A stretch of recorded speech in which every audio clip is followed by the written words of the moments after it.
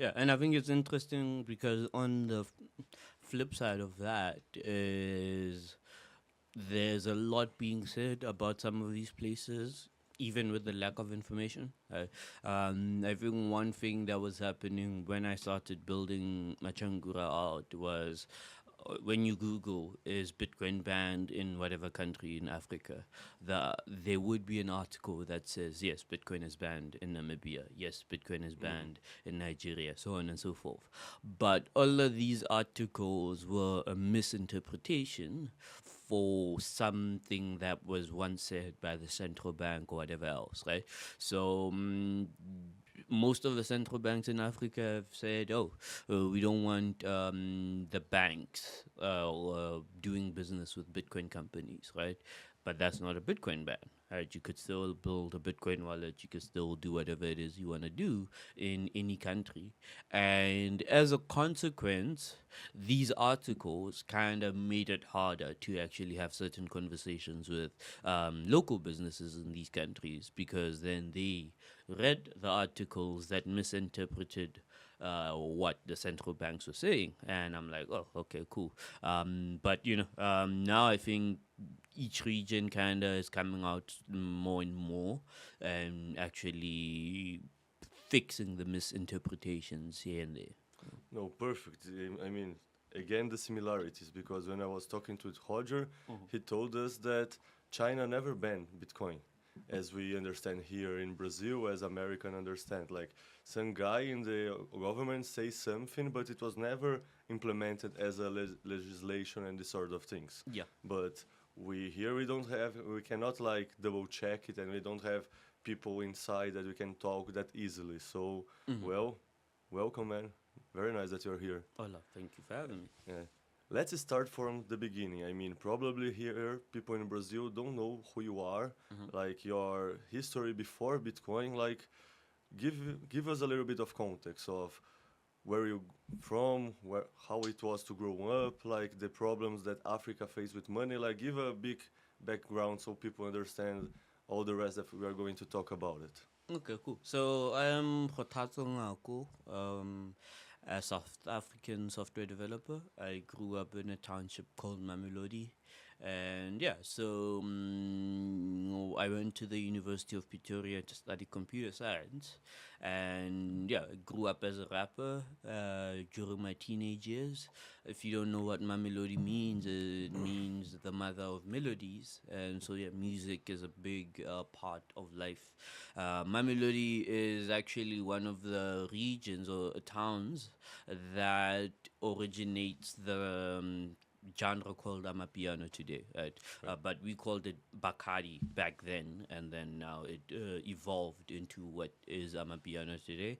And yeah, so I grew up as a rapper through my teenage years. So I was part of the local rap scene. Followed quite a lot on the independent music side of the thing, and by the end of high school, I basically had a decision to make. Like, okay, do I continue with this rap thing or do I do something else, right? So I had decided to do something else because by my evaluation from the 4 years or so that I was doing rap from like 14 till 18, I was like, I don't see anything changing commercially, right? And so I studied computer science.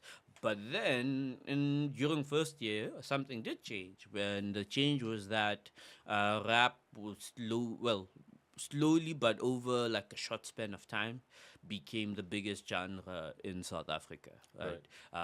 We had rappers like MT, rappers like Nasty C, and yeah, AKA, who actually championed rap to being the biggest genre in the country, maybe even the continent. And where I was at that point, I was in university, so I continued down the path, and effectively then It was too late for me because I kind of was not living the same life anymore to Right. actually, still participate. But then, few years later, after university and during university, I've heard about Bitcoin. But after university, I'm doing some bug bounty things.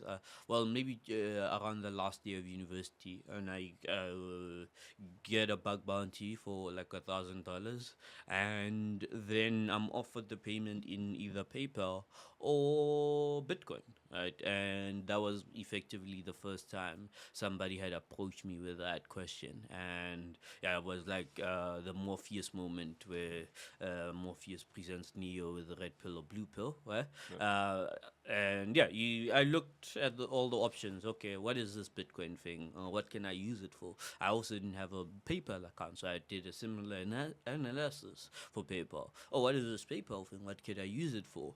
And When it was that? I What think year? 2016, 2015. Right? So the conclusion was I wasn't in a position, or if I took the Bitcoin, to spend the Bitcoin.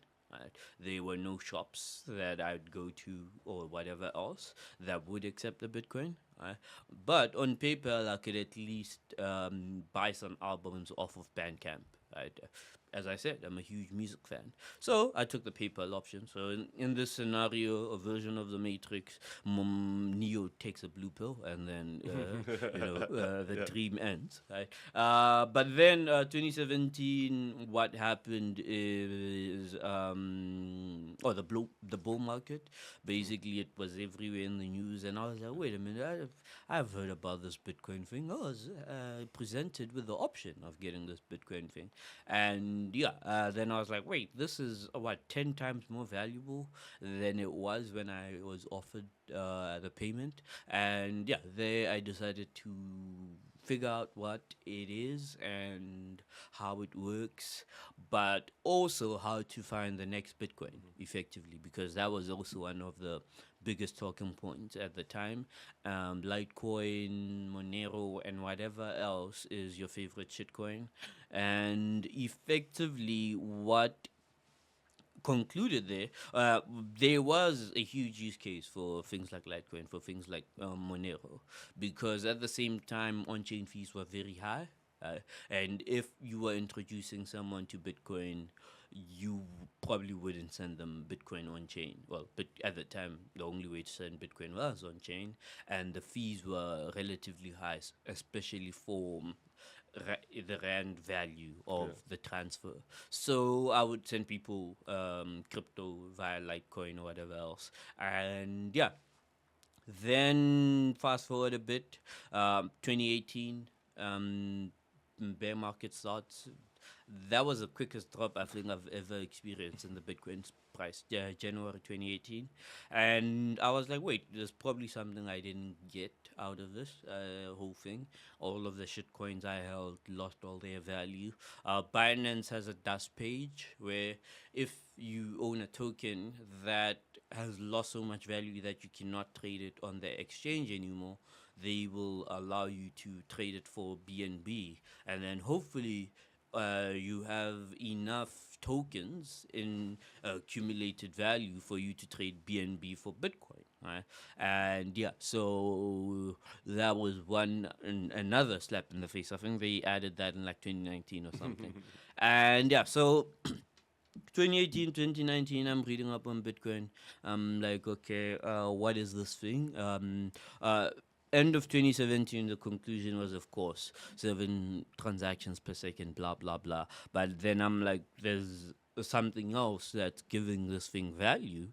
So what is that? So I started reading more on Bitcoin, the Bitcoin Standard, reading more in economics, basics of economics by Thomas Sowell, depending on how you read it, and I think Human Action by Ludwig von Mises as well. And there I had like a lot of takeaways. I was like, oh, okay, this money thing is actually an interesting topic in itself, and the economics behind money is also an interesting topic. And yeah, I did feel like Bitcoin kind of gave you an excuse to take a very deep dive in broad array of topics, right? Money, economics, electricity, computing, game theory, the list goes on. And yeah, so from there, I felt like it would be great to have these conversations back home. But the main thing, or the main barrier, is English is not the first language for a lot of South Africans, right? The majority, right? Yeah. I don't. People in Brazil probably don't realize, but South Africa, because here in Brazil we have only one official language, Which is Portuguese. Which is Portuguese. Yeah, we have like different language of our indigenous people, but we are not teach them in school. Like for instance, in Paraguay, they teach Guarani, that was the language of the natives. Yeah. But in South Africa, if I recall correctly, it's 12 language, official language. 11, yes. Yeah. Yeah, and yeah, so English is most likely no one's first language. In most cases, no one's second language. So it's like a third language, fourth language, and I think, well, with the younger generation, it would be like a second language. It would be closer to a first language, even though it's not the home language. And yeah, but of course, then if we're talking economics, most of the wealth doesn't sit with the younger generation. It sits with the people who've been working for longer, right? So then if you're going to have conversation about money or Bitcoin and whatever else, you're going to need to have that conversation not in English or in South Africa. So yeah, we started a service called, actually a project called Exonumia, whose goal is to translate Bitcoin articles into African languages. Oh, nice. Yeah. My beginning here in Brazil, it was translating articles from English to Portuguese because of the same thing. Like Brazilians don't normally speak English. Like we don't have a lot of official language, so Brazilians normally speak Portuguese and nothing else. So when I started studying Bitcoin and I wanted to get in the ecosystem, the way that I did it, it was translating articles as well. For sure, right? And it's a very effective exercise to do, and it gives you an excuse to also consume a lot of content. Exactly. Right? And it's a selfish act in the, like, you are doing for yourself, but you want to help others as a sub-product. Yeah, exactly, right? So then, Exonumia, we can even set it up to focus not just on South Africa, but Africa as a whole. So we got a few grants from BitMax. I think BitMax were the guys that gave us our first grant, HRF, and Mike, the Bitcoin Beach guys, and yeah, a few others actually chipped What in. year? What's that, more or less? 2018, 2019, right? But I think around 2021 was when it was ramping up. Right. The main reason why it was ramping up was, I was obviously working as a software developer / researcher, and then I quit and worked as a software developer in Cape Town full time, and then the lockdown happened, and then I felt that it's actually like a great time to start something in the digital space, because a lot of the more established companies were too busy trying to figure out how to navigate this lockdown thing, remote work or office work or whatever else. Even now, you have companies like Amazon still trying to enforcing employees to come back to the office, right? And then being okay with letting people go who don't want to come back to the office or whatever else. And yeah, so I felt like it was a great time to start any company during the lockdown, because I feel, and I still feel, that the smaller companies can do way more, while the bigger companies are still trying to figure out which direction they actually want to go. And yeah, so there, since quitting, I had more time to focus on Exonumia. So around 2020, 2021, that's where I was able to get more of the grants, because I was actually working full time on the project. And we did a lot of collaborations with other people, Bitcoin Legacy as well. And yeah, so I translated a few books too. I think The Block Size is translated in one language. I think Anita Porcher's Learn Earn Bitcoin is also translated in a few few languages. The Layered Bitcoin by Nick Batai is translated into a few languages as well. And yeah, so there for me was okay, one of the things of how do you get more people from where I'm from using Bitcoin. Right? So armed with all those translated articles, I then visit people, talk about Bitcoin, and when it eventually came time for them to install a Bitcoin wallet, there'd be challenges, right? Either the person didn't have internet, or so I would hotspot them on my phone, and then they'd have internet to download the app. But if they had internet, they usually were not using a flagship device. Right. So they would not have enough space to actually install the app, right?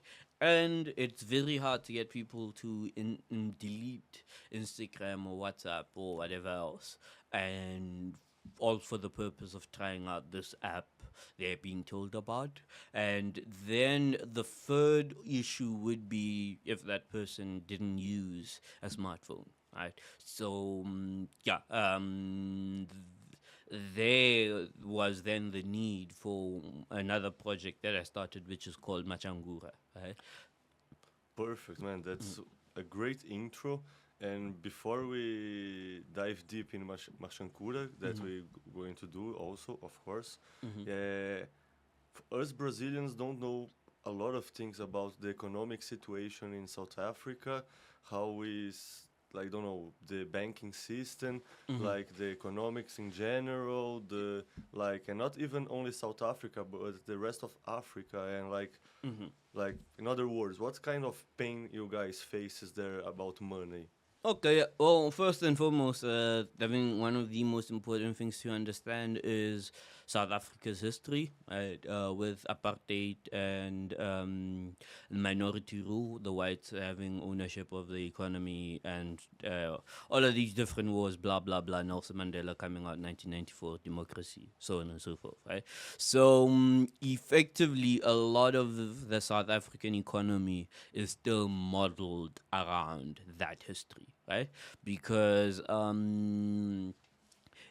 one thing that didn't happen in South Africa was in no economic measures were actually applied to correct or 400 years or so of history of economic advantaging the majority to benefit the minority. And I think, of course, currently we have Israel and Palestine happening, and Israel is an apartheid state where it's disadvantaging the majority for the benefit of the minority. And yeah, so South Africa is that, but years ago. And one thing to think about when you think about South Africa is okay, now there's currently a genocide happening in Gaza, right? And of course, at some point, they're going to stop, right? Hopefully soon. But then what's going to happen to correct all the damage that's been done, all the trauma that's been done, so on and so forth? And that is a tricky question, and South Africa is a use or case study to how that is a very difficult thing to correct for, because one, the education system is or was set up so that the majority would only work low-level jobs, right? One of the biggest protests we've had in South Africa was a student protest in 1976, where students, and by students I mean high schoolers, were protesting one of the government rules that was making Afrikaans the medium of instruction. Afrikaans is the language with the minority of the Afrikaners were speaking in South And Africa. it's important to let people know that because Afrikaners for us Brazilians sound like African and like it would be like a local language, but Afrikaners is not a local language. It kind of is a local It's language. not So like from the Boers, the it's a Dutch, and Dutch, it's a descendant of the Dutch because they are descendants of the Dutch people that came to South Africa. But yeah, it is kind of like a local flavor. I don't know. Is Brazilian Portuguese that much different from Portugal's yeah, Portuguese? yeah, it's very different. Well, yeah, so I don't know if it would be a very similar, example to how Brazilian Portuguese and Portugal's Portuguese is different, but then you'd have like a word for Brazilian's Portuguese, right? Right. So Afrikaans would be that with Dutch, and that's why it's called But Afrikaans. the Dutch that is in were in South Africa, they are like a minority, like Yes. Right. And yeah, so there, that was the biggest, or one of the biggest protests. Right? And here's another interesting thing. And we have a lot of music as well, struggle music like Miriam Makeba, Hugh Masekela, a lot of other artists, right? And there's a song by Miriam Makeba called Jigichela Ngamache. Right. Well, it's not by her; it's by somebody else. I think Leleti Kumal or Leleti Mbuli, one of the two surnames. She sang Gigela Ramache and Miriam Makeba also sang. What it means throw the rocks, right? And I recently got reminded of the song when seeing what was happening in Gaza, where the kids were throwing rocks at the tanks of the IDF soldiers, right? Because it's in the same spirit. If you have somebody who's attacking you and you cannot peacefully protest them and you are not equipped or armed enough to protest them or to even fight them, at least throw the rocks, right? And yeah, so that was the spirit of a lot of the songs that were written by artists who were in exile at the time, because of course you couldn't also publish this music while in South Africa. So the ones that were in South Africa would code it. Right? If they wanted to make a song for Mandela, they wouldn't say his name. Instead of Mandela, they'd say Malelo while he was in Robben Island. We miss you, Malelo. Where are you? Right? Instead of saying we miss you, Mandela. Right? So then exile, blah blah blah blah blah blah. Cool. And now the economy of the situation is all of that history.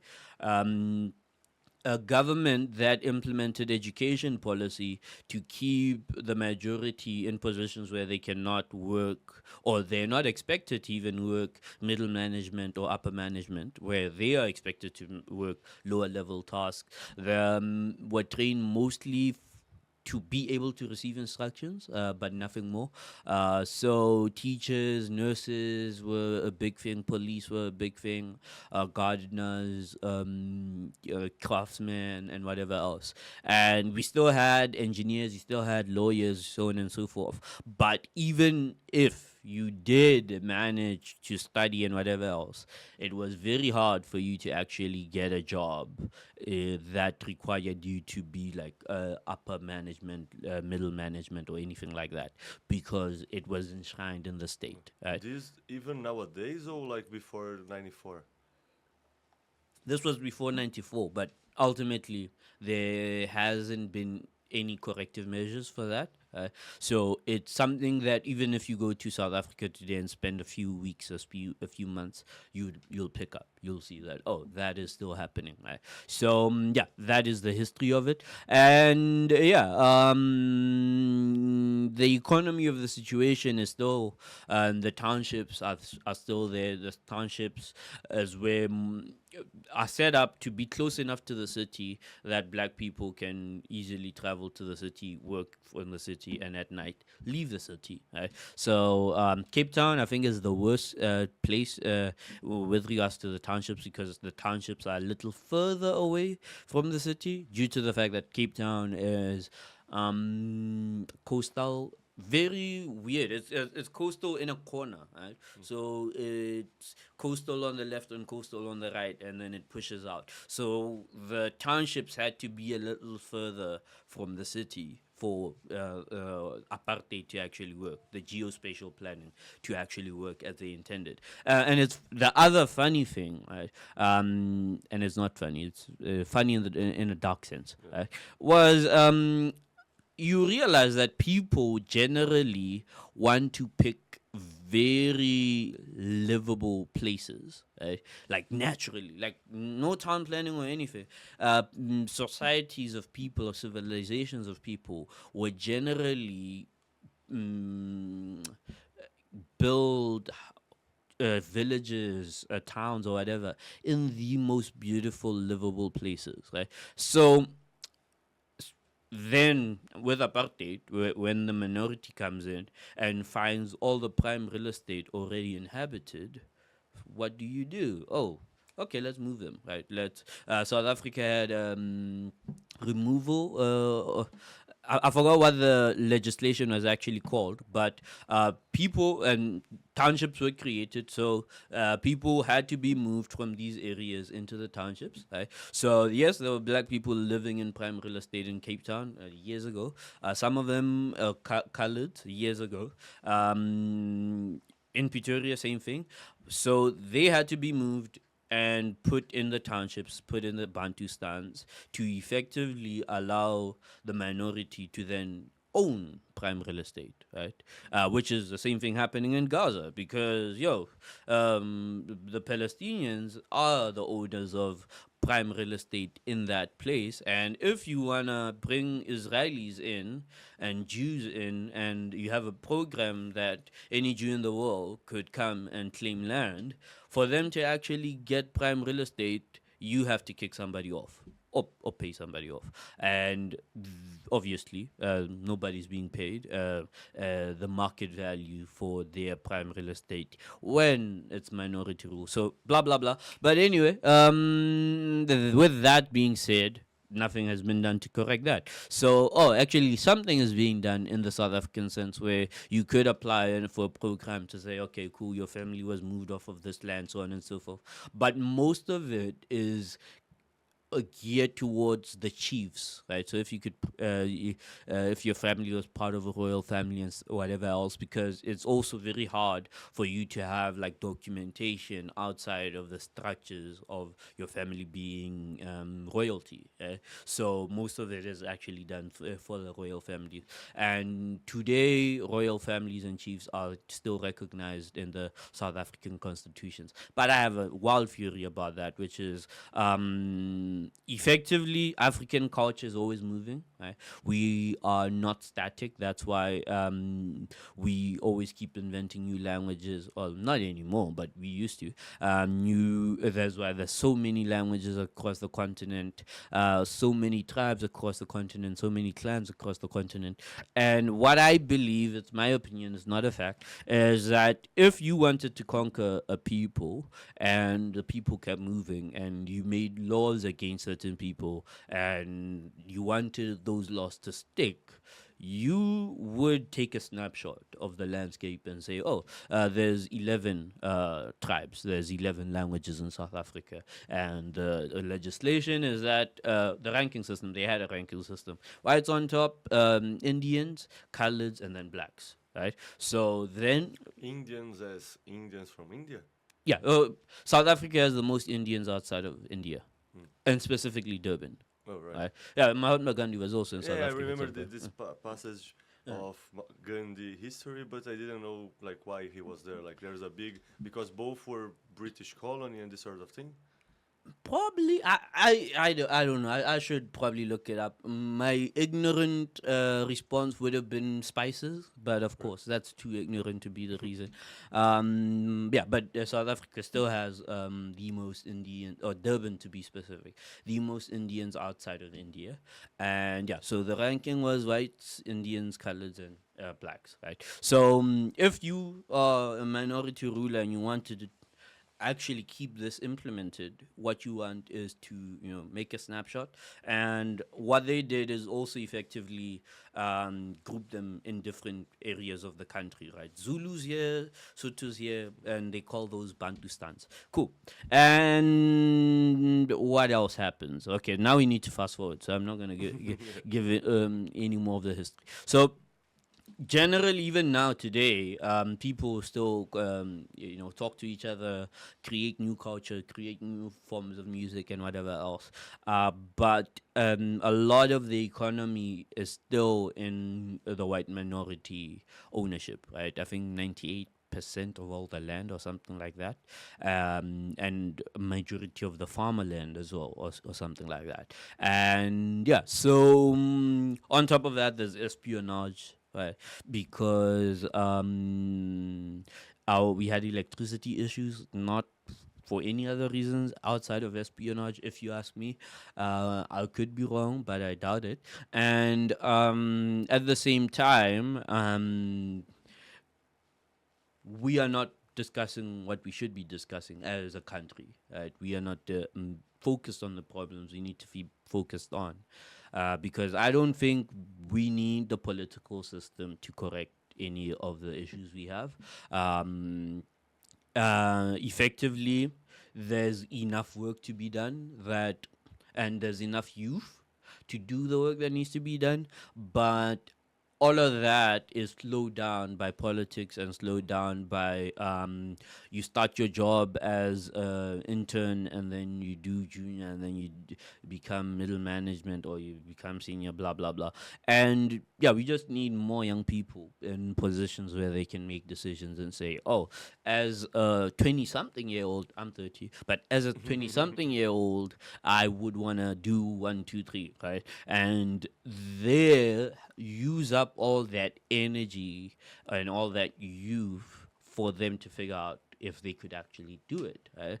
And yeah, so sadly, due to the history, I don't think the youth understands that they are in a position to do that, and I don't think we have enough entrepreneurs to actually do that. But besides not having enough entrepreneurs, our attitude towards entrepreneurship is wrong, primarily because we don't see failure as a part of the process. Right? We shun failure, we avoid failure, we laugh at people who have failed, and it's usually just the lesson. Oh, okay, I went too hard on that, or so on and so forth. So we don't have a lot of people willing to actually try out new things, crash and burn if need be.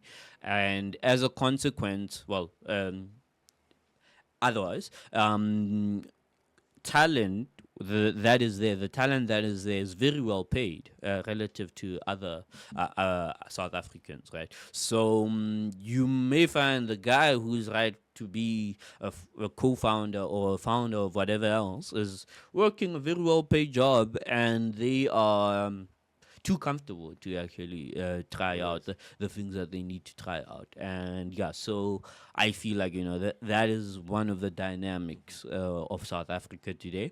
Will it be changing in the next 5 years? I don't know. I don't think so, because I feel with Amapiano and how it blew up, right?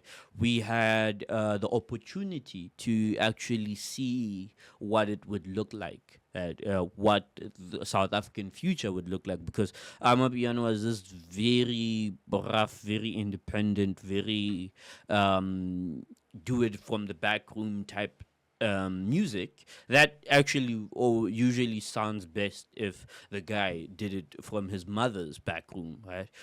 So whether he makes enough money to get his own place, that's on him, but he needs to stay back in his mother's back room and make good music. Right? And what we saw is that, okay, once it got established as I think it dethroned rap as the biggest genre in South Africa. The labels set up their structures and pulled in the main players, and now a lot of Amapiano artists are complaining about the very same things that more established genres complain about, like, oh, not getting paid or whatever, all of those things, the label ripping them off, blah blah blah. And at the same time, I felt like, we could have re-established what the music industry looks like in South Africa, due to the fact that a lot of it was bubbling and happening outside of the structures, or the established structures. And coming back to Bitcoin, I feel the same thing, right? I feel like a lot of the things that have worked in the Bitcoin space got built out outside of the established structures, right? But then now that we're not there yet, we are reaching terminal velocity. I feel like the more established institutions are doing very well in pulling in Bitcoiners and having them participate in the more established stuff. Right? Congratulations to Donald Trump on being president, right? And also him using Bitcoin as a campaign tool, right? And at the same time, this is my forecast. We already know that someone is waiting to blame Bitcoin for something going wrong, right? And I'm quite sure this Trump administration is the one that's going to do it, right? I just don't know what is going to go wrong, but I do know that if any administration is going to do it, it would be this Trump administration. I don't necessarily think Trump himself, but Elon, quite sure he has it in him as a former South African to pin it on Bitcoin. And yeah, Elon is still trying to push Dogecoin as well. That's why what does he call this thing? Department of Governmental Efficiency. And yeah, so I still believe he's trying to push Doge through, right, and be subtle about it, and then pin whatever else goes wrong on Bitcoin. And yeah, it's a thing that I don't generally get from people like Nayib Bukele or Michael Saylor. Even though I will say Michael Saylor is really going too hard, like, too hard in the paint. Right? But somebody has to do it, right? He's in a hurry. He wanna push forward. Yes, right, and he doesn't want to let anyone else be the one that to push that hard, with knowing what he knows. So effectively that is the thing. And I think the other thing for me is I feel like Bitcoin and hip hop have a very lot of commonalities, right? And I did talk about this in my fireside chat with Isabella, or was it a panel? But effectively, hip hop has all of these different components to it: graffiti, rap, breakdancing, poetry, fashion, and so and it feels like Bitcoin, as you said, like Bitcoin gives you an excuse to talk about money, economics, energy, and so on and so forth. And at the same time, I also feel like the trajectory that hip hop took over the past 50 years will almost be the similar trajectory that Bitcoin took over, is gonna take in the future, right? Like starting in the counterculture and being absorbed and becoming the main culture. Yes. Right, and I saw even in Sao Paulo, like there's quite a lot of graffiti. Yeah, a lot. It's very rare to see a clean blank wall. Right? Yeah. So, what caused that graffiti culture in Sao Paulo? We have hip hop here also. Like I am not like an expert to tell, but as I understand, at least after the 80s or something, the hip hop culture grew a lot in Brazil, and that brought together graffiti as well. So, yeah, and there is a lot of different kinds of graffiti. There is the more rough, more raw, and there is the more artistic and beautiful and like. Yeah, in this sort of graffiti, people like earn a lot of money doing it. They are like people pay them to go in their house, even in museums, and do graffiti. Something that exactly started as a countercultural movement, but nowadays like the system absorb it and like it's part of the system, and it gives voice to a lot of people that would not have voice if it was not for graffiti and hip hop. Like we have Racionais, we have I don't know, we have a lot of artists that like push it forward this sort of message. Wonderful, wonderful. Okay, cool. I love it. I love it because it gives me a reason not to be on my phone in the Uber here, and the traffic here is bad enough that it's any ride in a car feels like a trip in a museum, right? But yeah, I think one thing I should mention is I don't necessarily think that the counterculture aspect of anything should be put in a capsule and called back on. But what I think we need to think about is the prosperity of it all, right? Because how I see us getting beat a lot of time is not, and by us it's an abstract concept, right? Is that regardless of whatever you do, somebody else lives better off than you, and that entices even people on your side of the fence to just come over and then do what that other person is doing, even if it's wrong or whatever, or even if it disadvantages you or whatever else. So the thing, and maybe let me use graffiti as well. If the graffiti artist who's actually the best in the country is the one making the most money, good, right? Yeah. And but usually, and with music is the same thing. Usually musicians are not the ones making the most money from the music, right? And sadly, musicians are also too out of it, either too drunk, too drugged up, or whatever else, for them to actually do the moves and position themselves in a manner where they would be able to take care of business, right? So as a consequence, somebody else takes care of business on their behalf, and then that person gets the lion's share. So what I think would happen and needs to happen is that, okay, cool. With where Bitcoin is going, there is a lot of money. Number goes up, right? But we need to be mindful and of the fact that, okay, we actually have to build a lot, and there's a lot of prosperity coming out of it. And if we are not on the ball, somebody else is going to get the lion's share, right? But most of the work will still have to be done by us because we understand the work, we understand the thing that's being done. Whether or not they do it is not important. They're gonna take care of business, right? So the only way to avoid that is if we take care of business. And even now, going back to South Africa, well, Africa as a whole, Africa is usually called what is it called? It's called. They say it's very rich in natural resources, Yeah, right? definitely.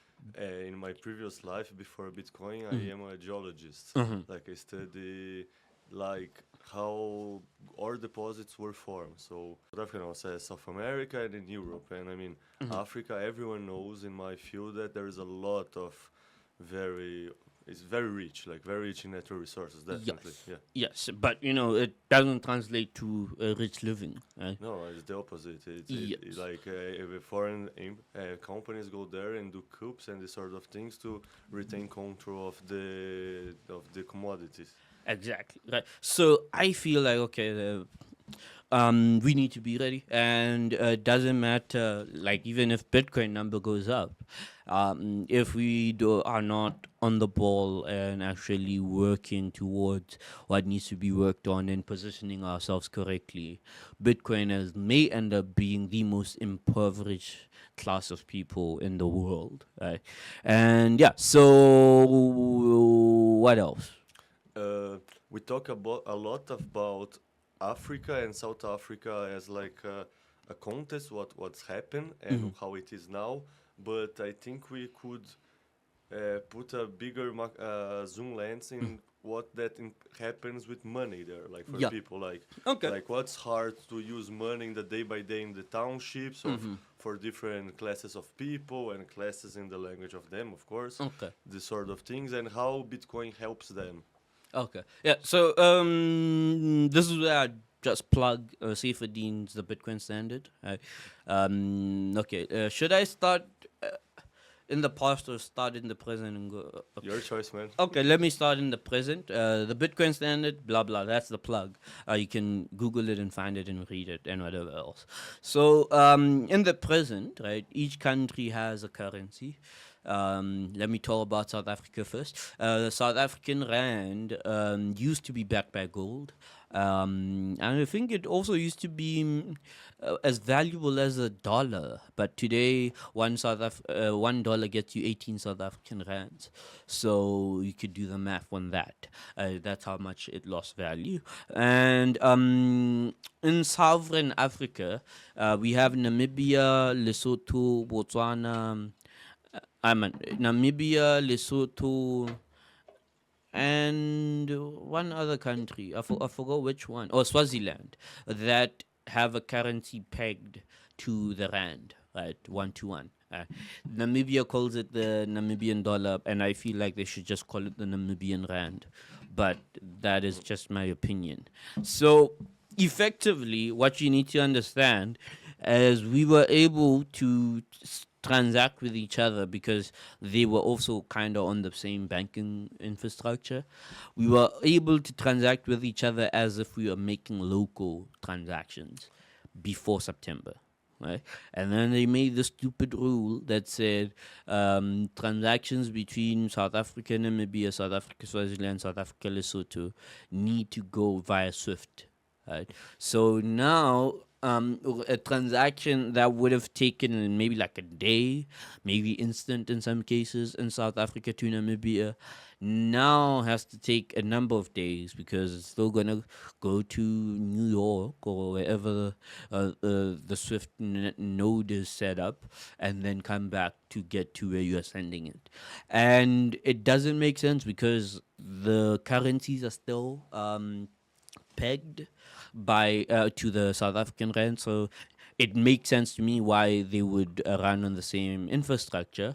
But effectively, somebody had enough clout to push that through, right? And enough clout to have the banks and the countries implement it, even though it would disadvantage them, right? And of course, SWIFT charges a fee, right? So I don't know why any country would be saying, okay, if we are moving $1 billion a year between each other, we are going to give those guys over there 1% or however much SWIFT charges, right?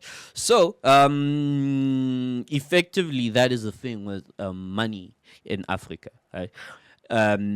Most and all of the money in Africa pays off somebody else, right? Due to historical reasons, if your country was colonized before, you may be still paying back loans that were taken to fund your colonization. We've had some countries try to fight it. I think Burkina Faso. I forgot which one. Mali. I think Mali recently said they finished paying off their debt, which kind of, funded their own colonization. And Burkina Faso's first president, Thomas Sankara, I think, wanted to not pay that. He's dead. He wanted to not pay that debt specifically, and he's dead. And a few others, got assassinated off it. other countries, the French-speaking ones, still use the colonial franc. Right? Which is funny because it has colonial in the name. So, CFA franc, yeah, right? yeah, right. It has colonial in the name, and so it's one of those things that clearly says, "Oh, this is for the purpose of colonization." Right? And so every transfer between colonial countries goes through French, and then French holds their funds on their behalf and then approves whether or not they could make a transaction. I believe France also gets first dibs on imports and exports. So before one of the former current French colonies is able to export or import stuff, French has to say, maybe you should buy it from us, or maybe we should buy it from you before you sell it to China or whoever else. And yeah, they also get, I think, cheaper resources for like nutrients, other stuff. And yeah, so that's why I think the recent Burkina Faso coup happened. The guy kicked out the ambassador and whatnot, but he's still using the CFA. I don't know if he's heard about Bitcoin, but we do have resources in French. So if anyone wants to talk to the current president of Burkina Faso about Bitcoin, go to exonomia.africa and you will find French somewhere there. And what else? Yeah, so backtracking and going back to the Bitcoin standard. What I've noticed is usually if your money is wrong, right? If you've gotten something wrong with your money, there will be slavery. Right? There's nothing else to say about it. Right? So if money is not valuable enough, right? If the money you use in your country is not the hardest form of money available in the world, your people will become slaves, right? And South Africa has done this before. I'm gonna go to the Museum of Afro History. Apparently, there's been slaves coming to Brazil and Argentina as well, right? And of course, some money was paid for those slaves, right? And it's a thing of, okay, whatever money was paid was seen as more valuable than the people that were on the other end of the trade. If not, Yeah, I strongly believe that is still happening, even though it's not a transatlantic slave trade. It's same thing. Why is South Africa sending money to Namibia, passing through SWIFT and dropping off however much to the SWIFT network, and then it gets to SWIFT? Why is Burkina Faso sending money to Mali, going through France, right? And but ultimately the conclusion is, if the money you use as a people is not valuable enough, your people are going to be a slave. And other countries have used bad money, and I think China is another great example, because they went through like a century of humiliation. That's what they called it, right? And I'm sad that we as Africans are not bold enough to call it what it is, a century or 4 centuries of humiliation, just so that we understand, oh, that's how much of a fuck up we've been doing as a continent. And China has been on the up and up, but China as well isn't really using the hardest form of money, right? And of course, there's reports of slavery in China as well, right? With the Uyghurs, I think. Uyghurs. Yeah, right. Portuguese at least. Yeah, I well, know in okay. English. Yeah, right. And so it's a thing of, okay, at some point, does a nation become prosperous enough that outright slavery is not there, indirect slavery is not there, because also inflation is yet another form of slavery, right? Taxes, fun fact, a form of slavery.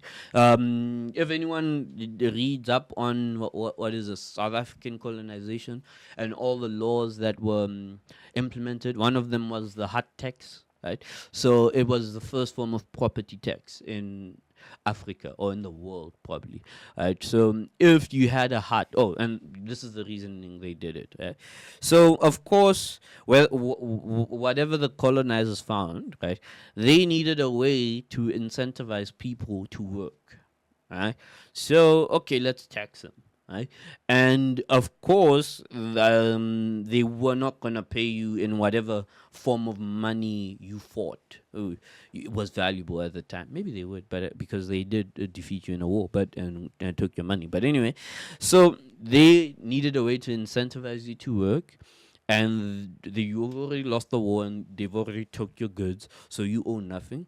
So now let's just say you have to pay to live in the hut that you've owned all your life. Right? And if you don't, well, we got these guns and we're gonna shoot you. And so the hut tax became a thing. And so to own a hut, to own a house, you would pay tax, first form of property tax. And then that got upgraded to include other taxes as well. South Africa is just one of the weirdest places. In Cape Town, there's these houses with different colors in the Bokap neighborhood. There's another story there that I'm not going to go to, but it's also, one of those. And so a lot of taxes were actually tried out during colonization years, and they stuck, right? And I see taxes as yet another form of slavery, because really you have no say in whether or not you should pay or not pay or whatever else. And if you don't pay, nobody sees it, the enforcement of the taxes as wrong. And so effectively that. And what else? Are there a lot of unbanked people in South Africa in specific and in Africa in general? Because here in Brazil, we have some people unbanked, but it's not as much as in El Salvador, for instance, that Okay. we listen a lot about it. In South Africa, it's not that bad. I think we have a lot of bank people. It's still a very cash-based economy. Actually, the whole of Africa is a cash-based economy. Even with mobile money, which is basically the closest thing to what Machankura is trying to be. Mobile money is unique because 98% of all digital payments in the African continent are through USSD, right? So it may be lower now, but I'm not sure by how much. In physical form or in digital form? Digital, right? But the most of the economy is still in physical form, in cash, right? So whichever country you go to, most likely the trade you'll be doing will be in cash. In places like Nigeria, most likely, even if they have a cash machine, a card machine, they would accept the payment in cash, or try very hard for you to pay it in cash. And so that is one of the things that is unique about Africa. So the banking percentages or adoption rates really don't mean much, because at the end of the day, a lot of people are cash based.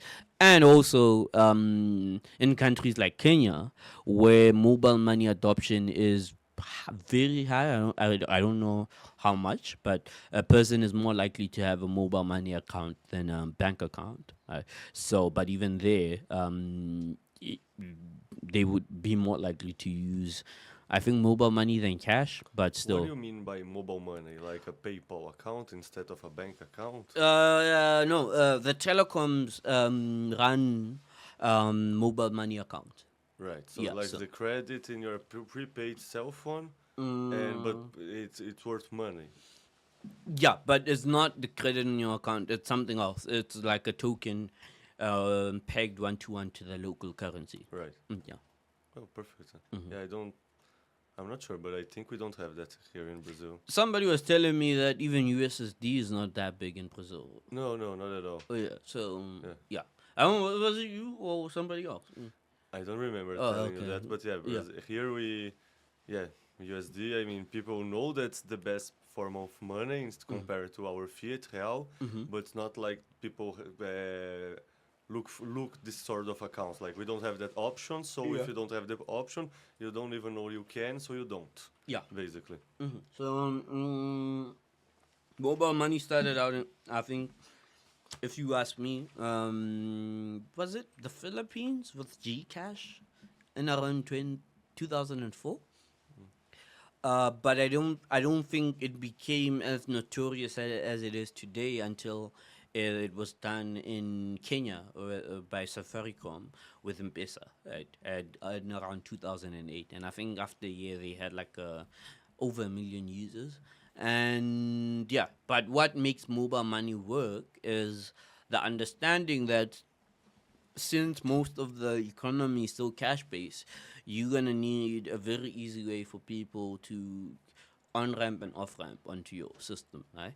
And yeah, so I think one of the things they did well is ensuring that there's a lot of agents everywhere that would allow people with cash to come and onboard and give you the cash and then blah blah blah. So I think as Bitcoiners, that's one of the things we forget about primarily cash economies.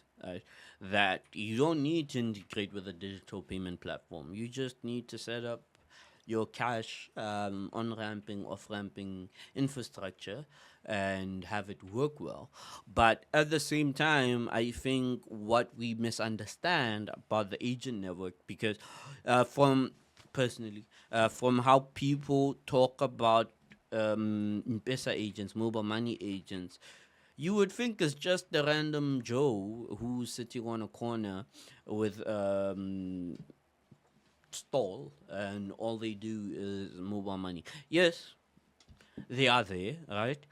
But the primary guys that are pushing, if you ask me, pushing most of the volume are established businesses in brick and mortar stores that add that as a value added service.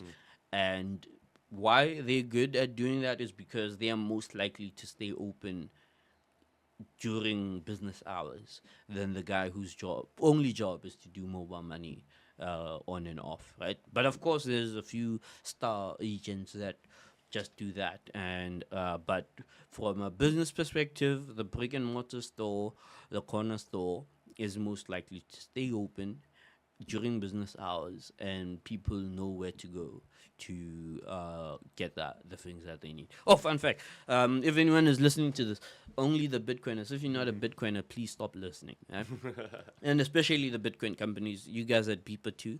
Right? One thing we are doing is like, I don't know if I'm gonna call it high visibility marketing or high impact marketing or something like that, right? But with the things we've done, it's it's conventional marketing is hard to do in Africa, right? Billboards and whatever else. I feel they are too expensive for what you get back, but you could still paint somebody's house, right? Except for Kenya, where there's a tax to do that. You could still paint somebody's house and have Sao Paulo graffiti. We should be seeing Bitcoin graffiti all over the place. But of course, it's one thing to say, okay, I'm gonna have the Machankura logo or the Bitcoin logo all over the place, right?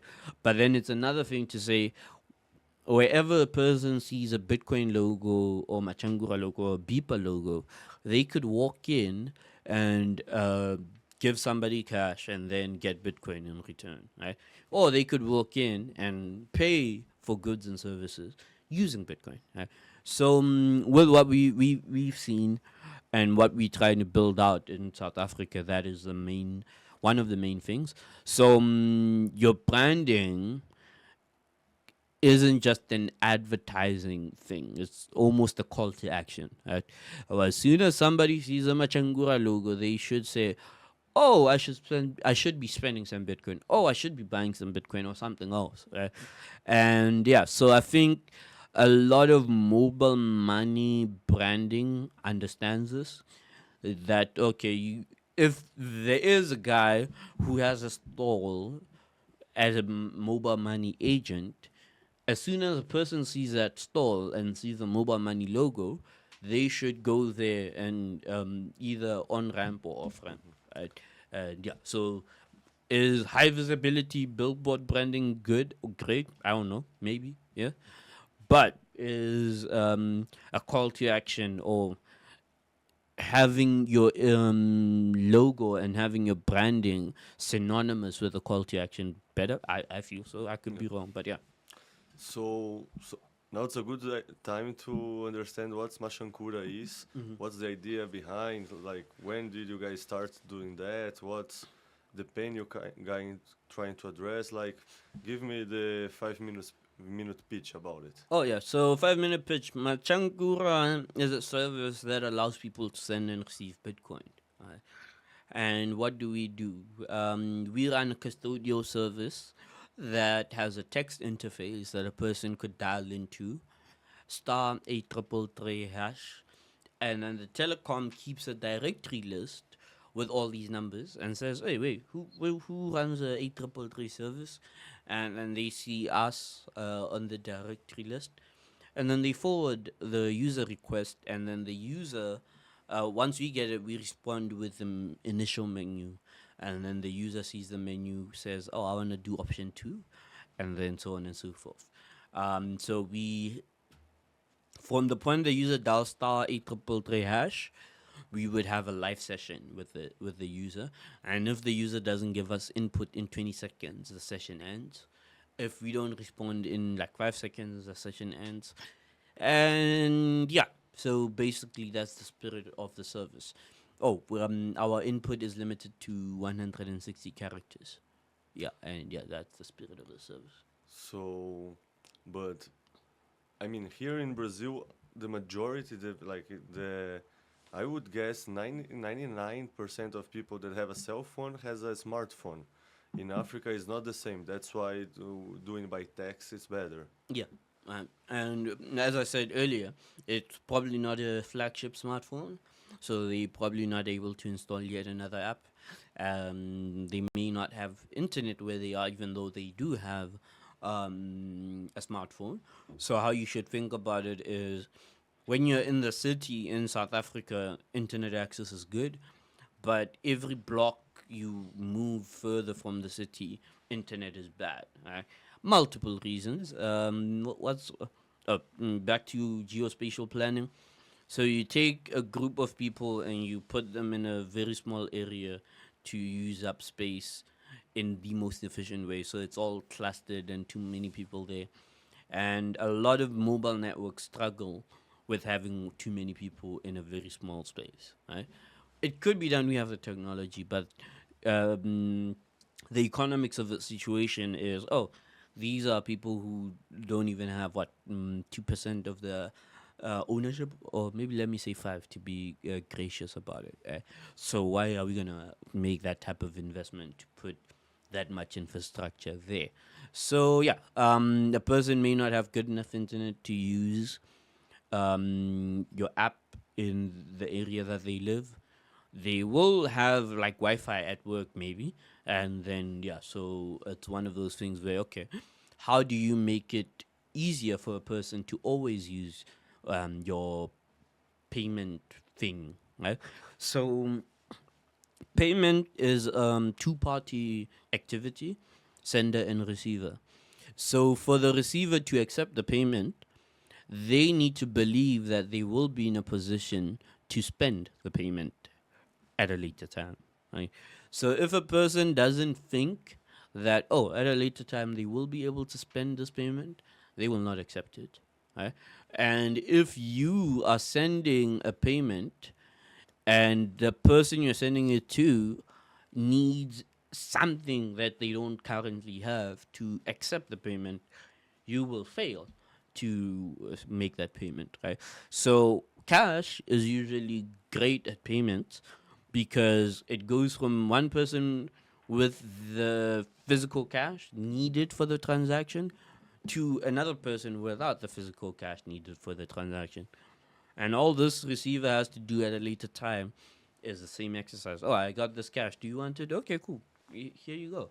Maybe give me change, even though change is not always there. But you know, so yeah, that's the spirit that we built Machankura out on. Perfect. And when you say we, what's, I don't know, how many people are working on it? Like how many users you guys have? And also, is that company probably, as I understand. So you guys are trying to grow like as in this normal, I want to seed money, Series A, like having seed rounds, this round of investment, this sort of thing with VCs. Are you guys growing organically? Like No, what's happening in this side of the yeah, we did raise a pre-seed round. The team is like what, 7 people, 11 people, depending on how we counting. South Africa, Kenya, Uganda, all over, the space. And we have over 22,000 users now. And yeah, so th- there's a few goals, personal goals for me. Right? I really see Bitcoin being used by a lot of people in the future, but I don't see the services required there. Right? So I think we're gonna be rolling out some projects that are covering cases or covering gaps over the next year. Probably at least 3 projects that are covering these gaps, and yeah, then see how well these projects do.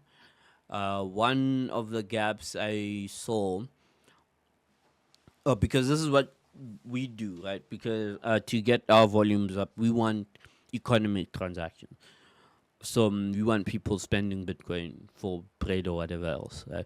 So if you get merchant that accepts Bitcoin, what usually happens is that merchant has to be a diehard Bitcoiner because they're gonna still need to do some accounting to account for that Bitcoin that they accepted. And if it's a small business, it's okay. It's a one-person business, it's okay. He has a mental note on it.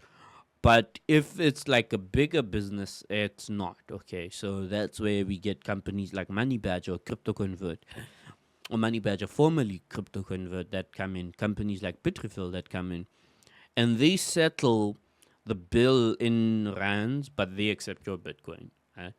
And sorry.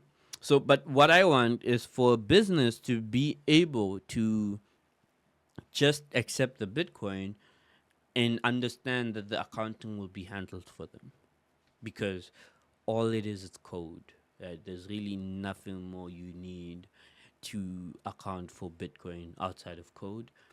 Yeah. So that for me would be the things, and some of them would work, some of them may not work. I don't know, right? But that would determine how hard we go, right?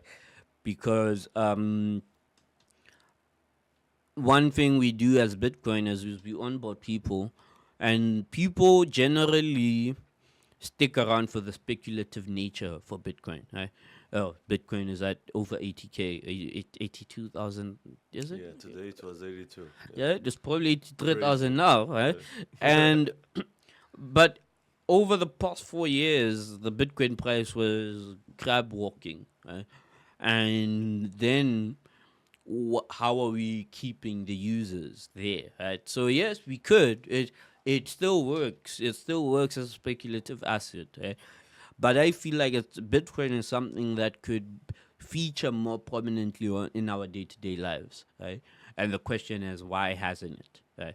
So yeah, I feel like there's a lot of building in that regard that we would need to do that to ensure that that happens. I almost feel like we need to think as if the financial system doesn't even exist, right? No, 100% agree with you. Like, uh, how I understand it, at least, like, the main use of the on-chain, like layer zero, is store of value. Like you see in the on-chain analysis that, like, the majority of coins, something like 16 million coins, are not moving for the last 6 months, so they are being hodled for the long time, and the payment rails, the medium of exchange use of Bitcoin, is not only in layer 0 anymore, is growing to other layers. So Machankura, Lightning, all these sort of solutions that enables Bitcoin being used as payment in the day-by-day life. Yeah. And it's amazing that that's starting to happen. Like 2 years ago, 3 years ago, I mean, we used to only hear about Lightning, and Lightning is amazing. But nowadays, there's like a lot of new options are popping up, like Fedi, like Machankura, this sort of things. And I don't know, I'm all here for it. Yeah, no, we all build it on top of Lightning too, right? Yeah. And I think the other thing we need to do as Bitcoiners, back to hip hop again, right? There's a thing called the backpack rapper. Right? Backpack rap is someone who always has a backpack on him and is always ready to rap, right? So in the backpack is all the essentials he needs, and he will go wherever to rap. Backpack rap music is usually not good for the general public because too enshrined in the technicalities of rap. I don't do graffiti, so I believe a person who does graffiti, when they see something on the wall, sees way more than I do. They see technique, they see color, they may even know which brand of spray the person used, right? I don't see that. I see, oh, is it good? Is it not good? Oh, is it, even if it's bad, how do I feel about it? And so backpack rap is rap that is too focused on rapping. Right? And I feel like as Bitcoiners, we may be backpack era Bitcoiners right now, where we may be focused a little too much on the technicalities, focused too much on the layer twos. Let me also say it's important to focus on some of these things, privacy, scalability, whatever else, right? But I feel we should also understand when we are talking to the general public that, oh, okay, maybe that's not important. No, definitely. Yeah, right? No, I mean, when I was starting to learn about Bitcoin, one thing that made me waste 6 months, like, oh, I don't want to touch that, it was the self-custody things. Like, if you are going to put $500, I mean, you don't need to know about cold storage and 24 words and passphrase and this sort of things. I mean, there's time to learn all things, but there is a process. It's not like learn everything at once, and sometimes we get very purist about it, and it's not helpful to the beginners. So I had a talk that mentioned something like that, right? Where I was like, it was based around magic. Who's your favorite magician, brother? Oh, I don't know any magicians by name. Maybe David Blaine. Oh, man. Cool. Sorry. So effectively, the thing about magic is like, you know, these magicians that walk in the street and then do tricks, and then people go, wow. Yeah. Right? So so I was like, I was looking at that, and people were posting pictures of videos actually of people receiving their first Bitcoin on Machankura, like a person with a feature phone receiving their first Bitcoin, and then not only just receiving it, but then spending it on airtime or something, right?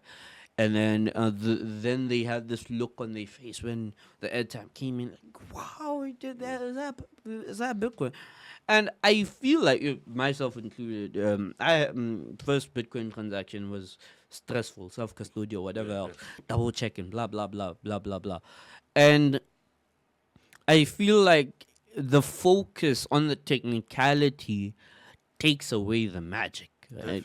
Definitely. Can we not just for 1 second appreciate the magic that is a Bitcoin transaction? Magic internet money, man. You know, and then now you've introduced a person to Bitcoin, and you have already explained the magic side of it. That there's a trick, that is sleight of hand, that you should look out for how the hand moves and blah, blah, blah. And the person who's supposed to be experiencing a magical moment is now stressed the fuck out. I don't know, can I say blah, blah, Definitely. And I mean, I was imagining when you were talking about it, like imagine a car commercial. And instead of showing like a beautiful beach, the car driving and maybe like some sunset, it's sort of beautiful scenario, you're trying to speak, oh, this car has this sort of motor, this sort of brakes, this sort of...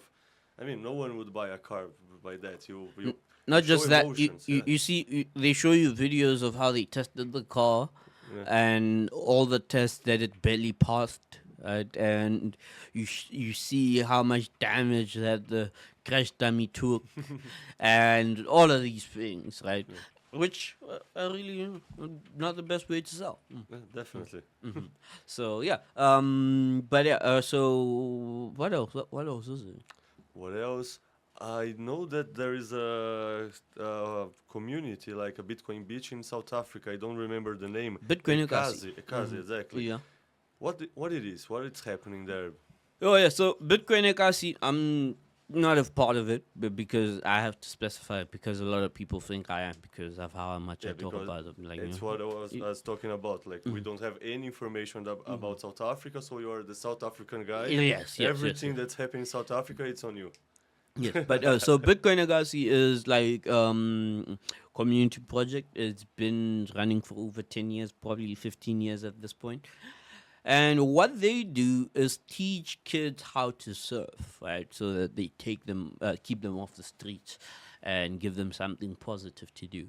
But as a consequence of this small little goal, teach kids how to surf, it has incorporated like a meal program, because if you're not sure if the kid you're teaching how to surf, it's based in a township called Joe Slovo.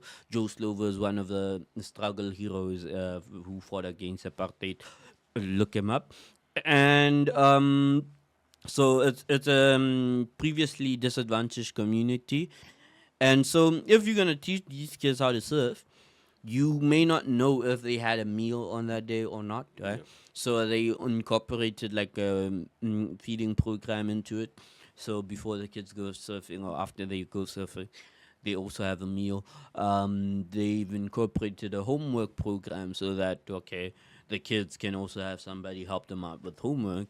They now have an education center, and they're doing all of these things. So it's almost similar to like Bitcoin Beach in Brazil, Hope House, right? Like the parallels between the two is, for me, crazy, right? And so it's run by Herman, and his senior coach is Lutando. You could also look them up there on Twitter. And yeah, they're doing magnificent work. They have a teacher running the education center. They've recently unveiled a skate park, so people can skate. I think it's the best skate park in Mossel Bay, if not the only skate park in Mossel Bay. Still the best skate park in Mossel Bay. And what else do they do? Oh yeah, so they do a lot. Like they are the best place for you to test out what you're building, right? Because they have young kids,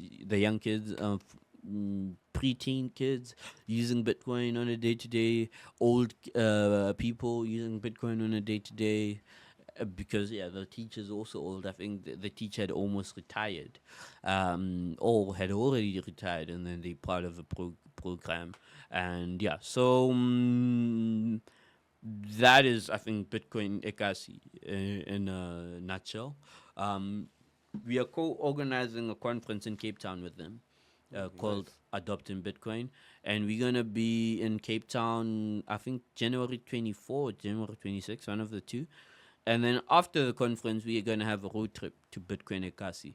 So if anyone was at Adopting Bitcoin this year in Cape Town, they probably were part of the road trip as well. So it was a wonderful. Tell us more about it, because I never heard about the conference in South Africa and in Cape Town. Oh yeah. So we basically under the same branding as Adopting Bitcoin El Salvador, but in Cape Town. And yeah, co-organizers with the Adopting Bitcoin organizers, Kamal. He's doing a magnificent work with Adopting Bitcoin in whatever country Adopting Bitcoin hosts. And Herman, myself, Max, Ricky, Oken, I think he's also part of the co-organizers.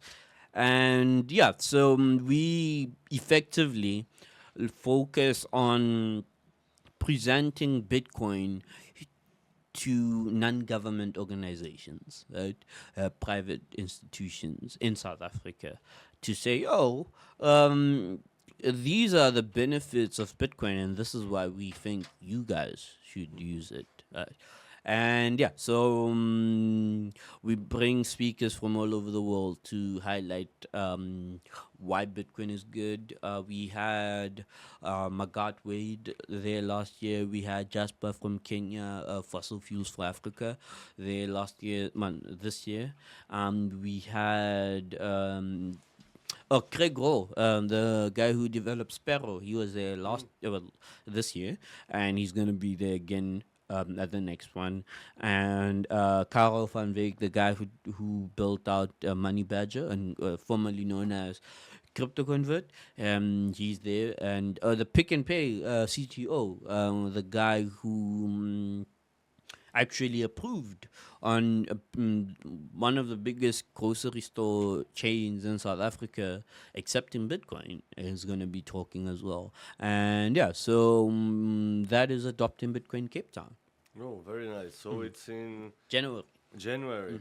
Oh, I'm going to definitely look for it because in 2010, but like 6 months before the World Cup, I spent 3 weeks in South Africa, and I thought that it's like very beautiful country. Oh, Like which part of the country were you in? Cape Town, Cape Oh, Town, okay. and we rent a car and did the Cape Garden of Good Road, Hope? the Garden Road. Oh yeah, so until- you went to like George and until Jeffreys Bay because I'm a surfer, so Yeah. I would Okay, like wonderful. to see Jeffreys Bay. Of course, it's like a very important place to surfers.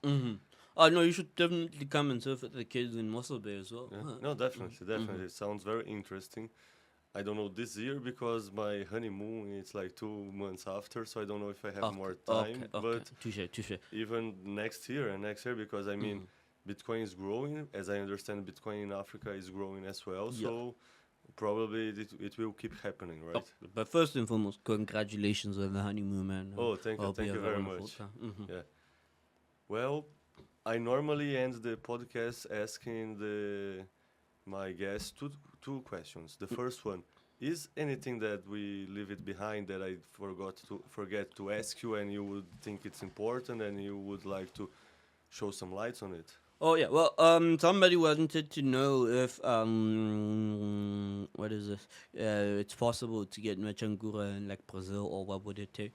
So yes, it's possible. In any country where the telecoms have a good mobile cellular infrastructure. And what you need is the easiest way is just get a company like Twilio that is offering you a third party API to the USSD stuff, right? Or if you want to do the harder way, you just, talk with the telecoms directly. Yo, guys, add me to your USSD directory and then forward all the USSD requests to this number. I don't wear a suit, so I don't do that, right? So, but if you can, you should. And what else? What else do you do? Oh yeah, so we could then also build out a text-based interface that allows you to do what you need to do, present a menu and whatever else. You can cut and paste basically everything we did as well, to allow you to do that. And yeah, so that is basically it. You could deploy Machankura in effectively any country in the world. And yeah, but what we want to do is say, okay, now that it's deployed, how are you going to get it to the people you are specifically targeting, right? And in South Africa and Africa as a whole, the people without smartphones are more in the low income brackets, right? And now we almost need to discover not just a new pitch, but a new product offering from them, right? Because a person may not be looking for an investment if they're living salary to salary, right? So, what are you going to pitch them on? And even if they are not looking for a salary, yeah, so if they're not looking for an investment because of they don't make enough money, how do you even get enough time with them, right, to actually have or make the sale? So yeah, we have been looking at things like that for the past year or so. Yeah, I believe that every region has some things you can work on in any income class. In South Africa, we have something called stockvels, which like a group saving mechanisms. So you would usually find that whether someone is low or middle income, they do have a stockville where they meet up with. It's also like a social club set up. They meet up with friends or family, and every month they put away a certain amount of money, and it's either for a purpose or a duration. So if it's for a duration, at the end of the duration, they redistribute the funds. If it's for a purpose, at the when they meet their goal, they fulfill that purpose. If it's for a car or whatever else, they buy the car. And ultimately, if it's for everyone in the group to own a car, then everyone in the group needs to be able to contribute enough to if for their equal share towards a car purchase until everyone in the group finally has bought their own car. So yeah, it's one of those things where we're like, oh, we could also do that with Bitcoin. But yeah, we implemented a feature called clans, so you could do that as a clan of people. And yeah. Perfect. And so the last question that I always ask is books recommendation. Oh yeah. I will start asking you for one book that's about Bitcoin, about economics, about software development, about Bitcoin in Africa, like something that's related to work. Yeah. Well, I really feel like the Bitcoin Standard is a great book. With Ixonumia, we managed to translate it into Swahili as well. But yeah, so the Bitcoin Standard, to read that, understand the history, understand the gravity of the content that was shared there. Right? If you're not a Bitcoin Standard fan, read Human Action by Ludwig von Mises, right? And also understand what's being discussed. I love Human Action because let's say you're not a fan of economics, but you're a fan of quantum physics, right? Schnorder's cat or whatever else is the cat is either dead or alive only when you observe. But I feel like Human Action was written with some of those quantum science things, quantum physics things in mind, because he says economics is the study of human action, right? And first and foremost, you're an individual. A lot of the decisions you make as an individual are non-repeatable, right? And with regards to economics, we don't care what you say, we care what you spend money on, right? And something you say you will do versus something you actually, put your money where your mouth is, it may be totally different. And Human Action, he was saying you shouldn't do polls, you should look at how people are actually spending their money. So yeah, I love that. And he also spends a lot of time emphasizing that a choice you even made yesterday is not necessarily a choice you would make today, for whatever reason. And every choice you make is rational to you, and it may be irrational to an observer, but it is very rational to you. And he had a lot of chapters on entrepreneurship. Was it a lot though? But yeah, probably a lot, because it's a big book. And yeah, so I feel like entrepreneurship is also becoming a lost art, right? Because I don't think entrepreneurship is corporate, right? Corporate helps entrepreneurship, but entrepreneurship is still entrepreneurship, and we still need entrepreneurs to figure out what needs to be done, right? And corporate figures out how the money should flow, right? And yeah, corporate is great when money is already flowing. Right. Right. But entrepreneurs are really dealing with, okay, what can we do to make money? What can we do to get people to pay us for something? And yeah, I think human action touches on that quite a lot and quite well with regards to. Oh, one of the things that for me stuck out was a business has different participants: the entrepreneur, the operator, maybe employees, the investor, and the promoter, right? So for a business to succeed, you need all of these participants. Otherwise you won't be able to have a successful business. And usually as a small business or as a startup, it starts with one person probably playing the role of all of these people. And at the same time, in some cultures, because of counterculture, you may shun some of these people. Right? I know a lot of people shun investors, which doesn't make sense. Right? What makes sense is figuring out how to get a good deal, right? And it's possible, right? And same thing with the music industry. Technically, I don't have beef with the music industry.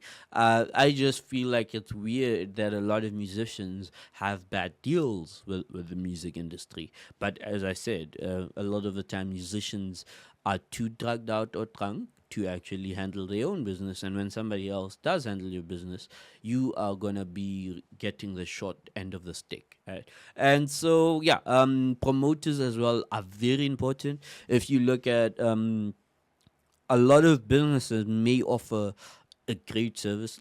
A restaurant is a great example. They may cook you good food, but if people don't know that, oh, there's good food in there, like it doesn't matter. It doesn't exist. Yeah, it can open and close without no one walking in. And funny enough, I personally, I don't know about you, but I would not walk into an empty restaurant. Yeah, Right? definitely. That's for me a sign. But even if they have reportedly good food, if I see that no one is in here, I don't walk in. Right?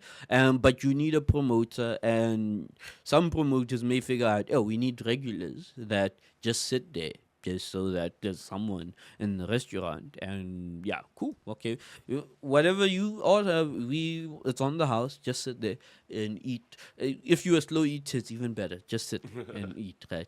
And yeah, so promoters are also shunned in some instances, right?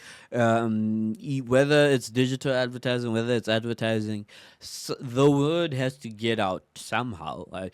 You can disagree with how it's done. It's okay, but don't disagree with why it's done. Right? The word has to get out there, and I think what Woodward did very well was highlighting the crucial parts that all these people play.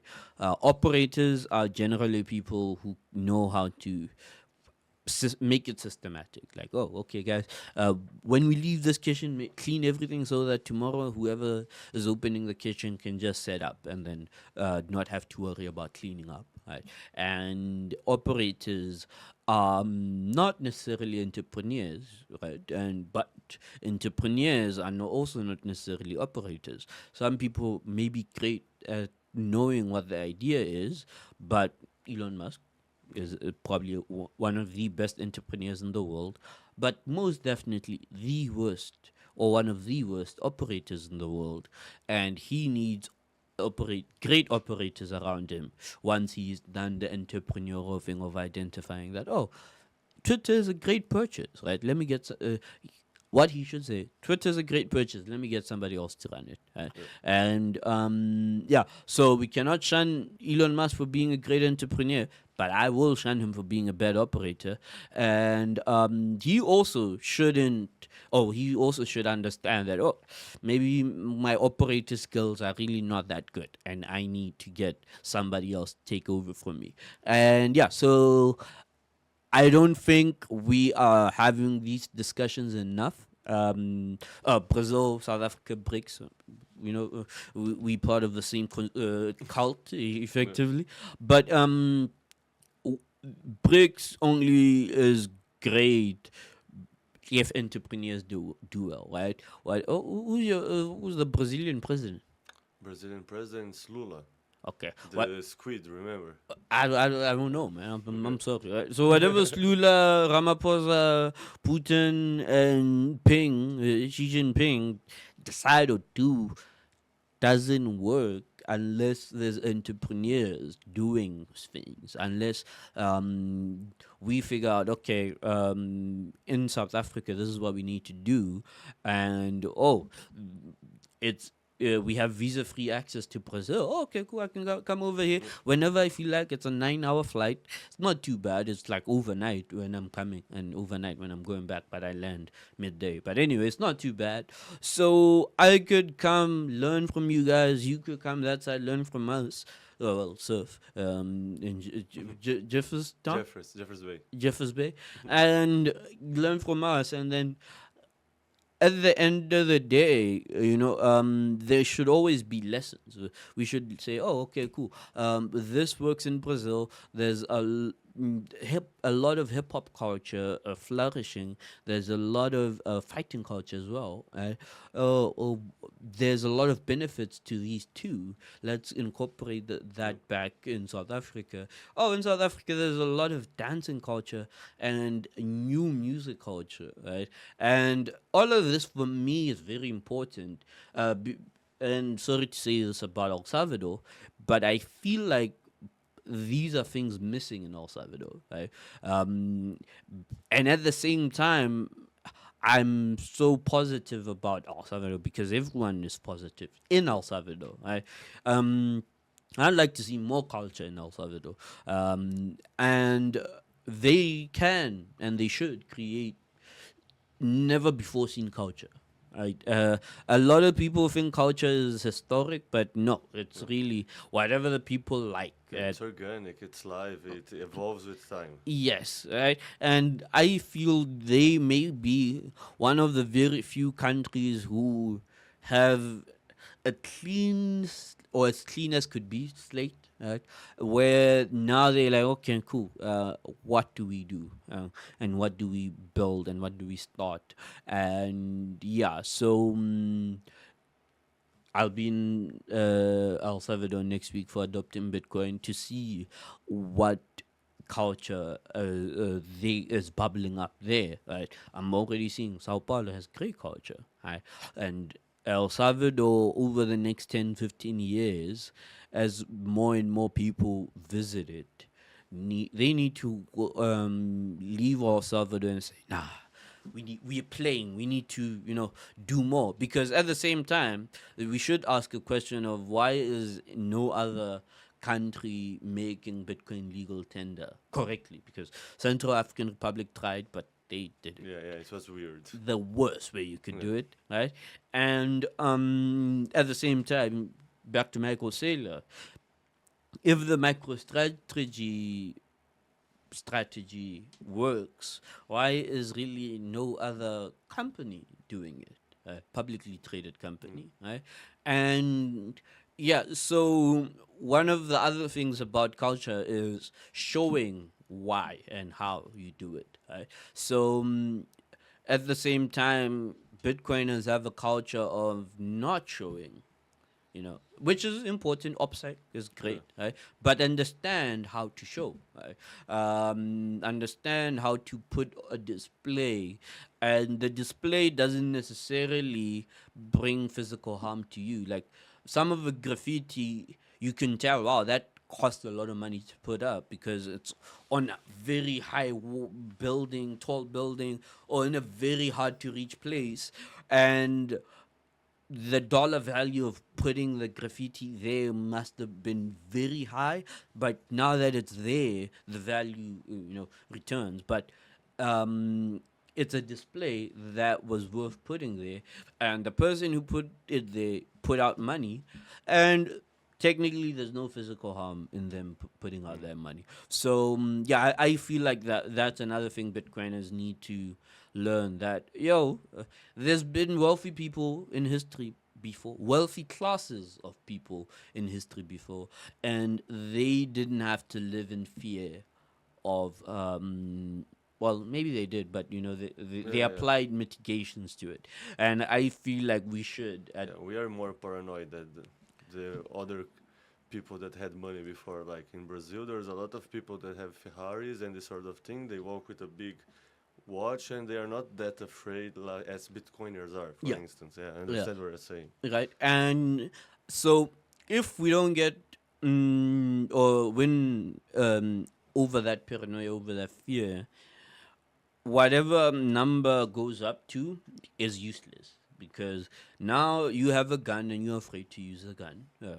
Sorry to make Bitcoin the gun in this example, but whatever good could come of Bitcoin, even the gun itself, right? The fact that you have a gun keeps you safe, but there's a requirement that you shoot the gun for the safety to actually be ensured, right? If a person knows that that guy has a gun but he won't use it, that they know, okay, cool, okay, let's go, let's do this, right? So with Bitcoin, I think we are at that point where we definitely gonna need to know, okay, we're gonna have to use this Bitcoin at some point, and how best do we use that Bitcoin? And perfect. So okay, that was a very good and long answer about first book, indication books. And when I try to understand, and I try to understand African Bitcoin for a long time, I always end up reading Gladstein. Gladstein. I don't know if you read his work, but is there any other person that you say it's a good work for me to read to understand more Africa? Africa or African Bitcoiners? African and Bitcoin, not only Africa, because there will going to be 100 people to read. Oh yeah, so African literature. I'd recommend Nigerian authors a lot of the time. But there's a book that comes to mind called Nervous Conditions by a Zimbabwean author called Tsitsi, I think. Tsitsi Dira, something. I'm forgetting her name. And a lot of the Chinua Achebe books, Things Fall Apart.